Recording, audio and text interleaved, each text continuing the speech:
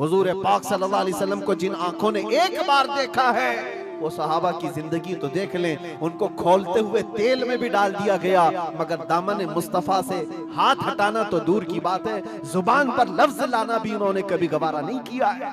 जानते हो, 3 भाई थे। ये कलयुगी में एक हिकायत लिखी हुई है, 3 सगे भाई थे। एक ईसाई बादशाह ने गिरफ्तार कर लिया। तीनों जवान थे, 20 से 30 साल के बीच में। और बादशाह ने कैद करके उनको सबसे पहले क्या कहा, तुम अपना दीन बदल लो, धर्म परिवर्तन कर लो।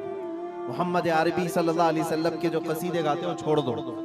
लेकिन देखो, याद रखो, उसमें से जब बादशाह ने ये बात रखी तो उन्होंने कहा, नहीं, हमारा दीन इतना सस्ता नहीं है कि हम तुम्हारी कैद में आते ही बदल डाले। उसने कहा, अगर तुम बदल लोगे तो मैं तुम्हें अपने वजारत में, सिपाहियों में बड़े मनसब पर रखूंगा।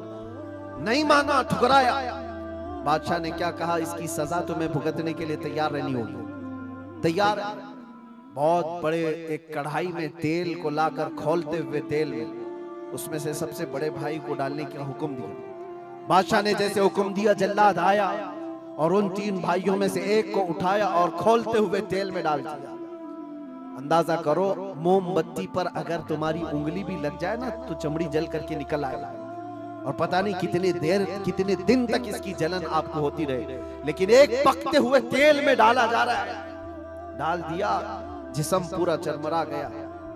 थोड़ी देर गुजरी, 2 भाई और मौजूद। दूसरे को बुलाया गया, देखा तुम्हारे भाई का हश्र क्या हुआ है, तुम अगर बादशाह की पेशकश को कबूल कर लो तो शायद तुम्हारी जान बच सकती है। दूसरे ने मुस्कुराया और कहा, वही शायद उनकी ही जुबान थी जो बरेली से यूं आती है, जिंदगी ये नहीं किसी की किसी के लिए, जिंदगी है नबी की नबी के लिए।